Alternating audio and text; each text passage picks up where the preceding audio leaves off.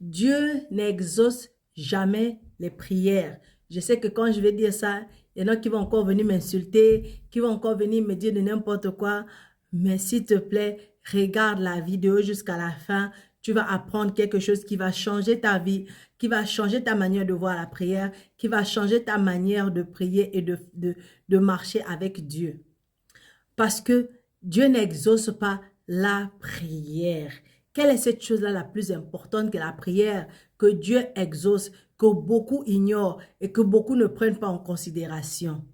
Si jusqu'à présent tu n'es pas encore abonné, s'il te plaît, abonne-toi pour qu'on puisse grandir et se fortifier ensemble. Parce qu'ici, on ne fait que ça. Et n'oublie pas la cloche de notification sur YouTube pour ne plus rater aucune de mes vidéos.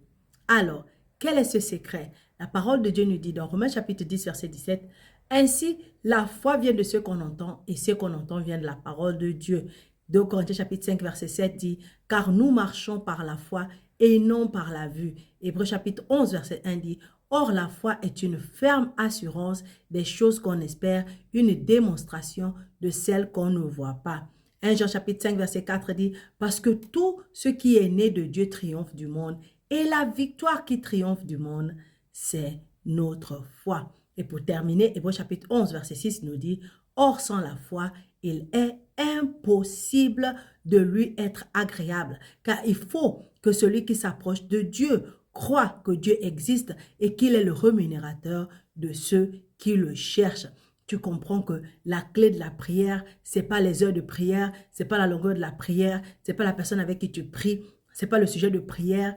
La clé de la prière, c'est la foi. C'est cette ferme assurance que Dieu est qui dit qu'il est. La parole de Dieu fait ce que la parole de Dieu dit qu'elle fait. Et toi, tu es qui Dieu dit que toi, tu es. Quand tu crois, c'est là que tu vois se manifester. Tant que tu ne crois pas, tu peux prier comme tu veux, tu peux jeûner comme tu veux, tu peux faire tout ce que tu veux.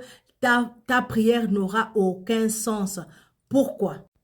C'est pourquoi Jésus nous dit dans Marc chapitre 11, verset 24, il dit, « C'est pourquoi je vous dis, » non, on va commencer à partir du verset 23, il dit, « Je vous le dis en vérité, si quelqu'un dit à cette montagne, ôte-toi de là et jette-toi dans la mer, et si elle ne doute pas, s'il ne doute point en son cœur, mais croit que ce qu'il dit arrive, il le verra s'accomplir. » Pour voir que la montagne quitte, il faut que tu crois dans ton cœur que ce que tu es en train de dire là va se réaliser. C'est pourquoi il dit au verset 24, « C'est pourquoi je vous dis, tout ce que vous demanderez en priant, croyez que vous l'avez reçu, vous le verrez s'accomplir. » Donc, lorsque tu es en train de prier, et après prier, tu es en train de douter, tu es en train de te plaindre, tu es en train de pleurer, tu es en train d'essayer d'arranger la situation de toi-même, ça veut dire que tu n'as pas prié avec foi. Et ta prière n'a pas de sens, ta prière n'a pas d'importance, ta prière n'a pas de portée, ta prière n'a pas de force.